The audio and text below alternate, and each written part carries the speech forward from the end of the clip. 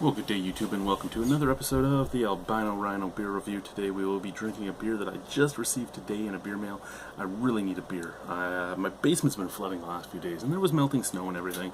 So I thought, you know, well, not my whole basement, that side of the basement that I can't fully fix. I can purge the wall with hydraulic cement as much as I want and everything else.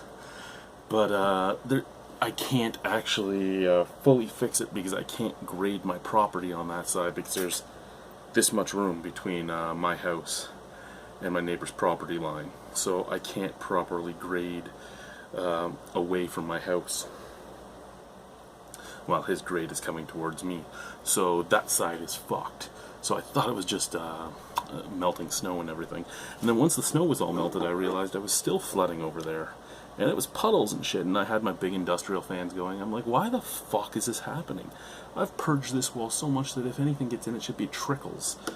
And then I found out that my my furnace condensate pump wasn't pumping.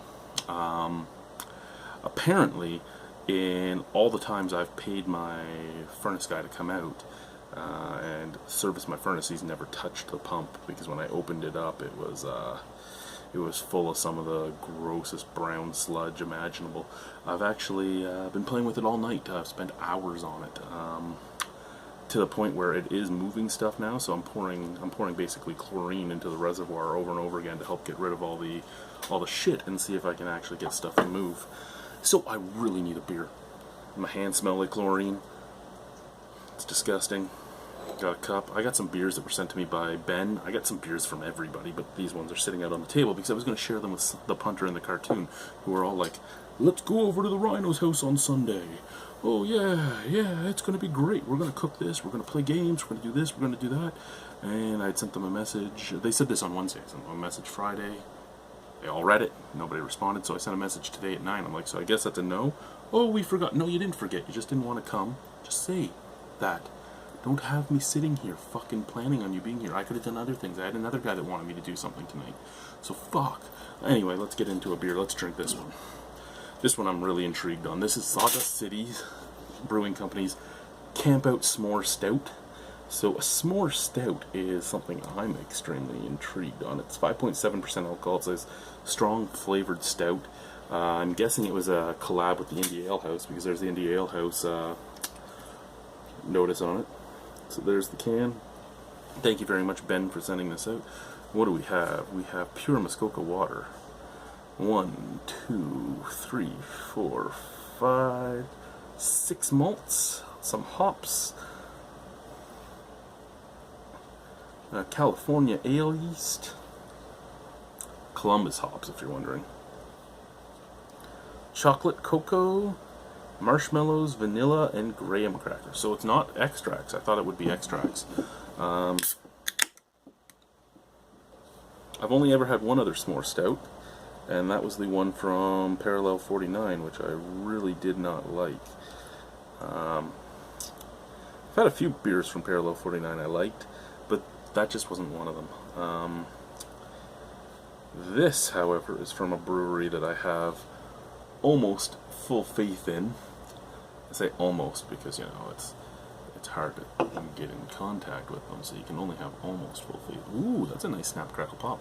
It's a nice color too. I mean, that is black. That color is actually brown. There's big bits of head coming. The snap crackle pop's huge. I mean, look at the tunnels forming in the head.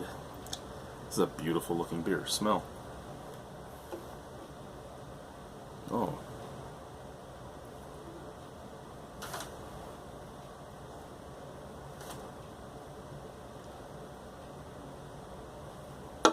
The chocolate pops.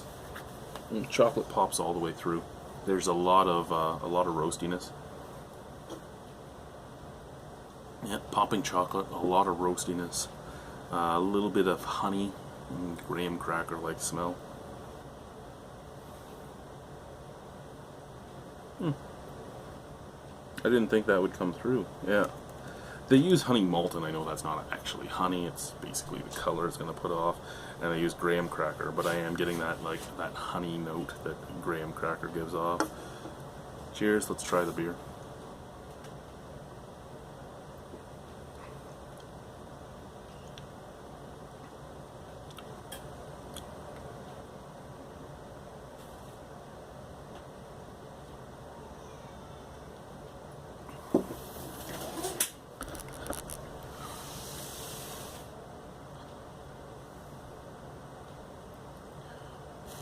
That's a nice beer.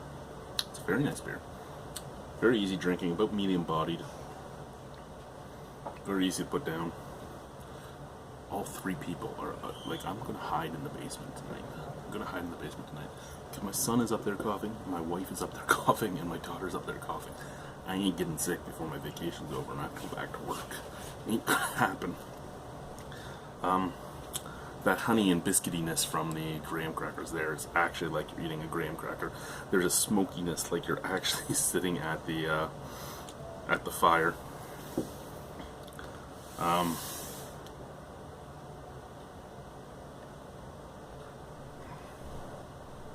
Nice dark chocolate, not a milk chocolate, a dark chocolate, a little bit of roast. That smokiness, the graham cracker, and the burnt. Your marshmallow actually is there too. You can just get this slightly sugary taste right in the middle that mixes with the burnt, which actually works out too, because I mean, anytime I make s'mores, I don't know about you guys, anytime I fucking roast marshmallows in general, they always catch on fire for me. I don't, my depth perception isn't the greatest to keep it far enough away from the fire to keep it from catching on fire. So, because of my sight, I always light them on fire, and then I have to eat them, so I know that burnt marshmallow taste fairly well too. Is it a great beer? No. Is it a fun beer to try? Yes. Is it a better s'more stout than the Parallel 49 one? Yes. Because you are tasting the graham cracker, you are tasting the marshmallow, albeit very burnt. You are tasting the chocolate. You're tasting everything you should be tasting in there, and the smokiness is reminding me of sitting at a campfire. So everything is there. It's just still not the way I would like it to be to make me fall in love with it, but it's nice nonetheless.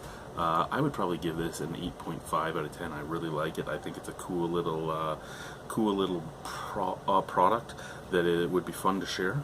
Nobody wants to share with me though.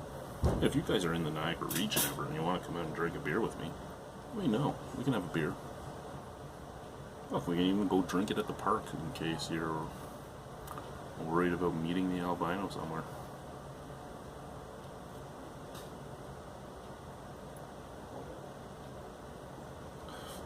Yeah, 8.5 out of 10. There's absolutely nothing wrong with this. It tastes the way it should, albeit a little muted. And that's it. Thank you guys. Bye. I gotta pull you closer to turn you off, because the closer you are to me, the more turned off you are. That's what my wife tells me, at least.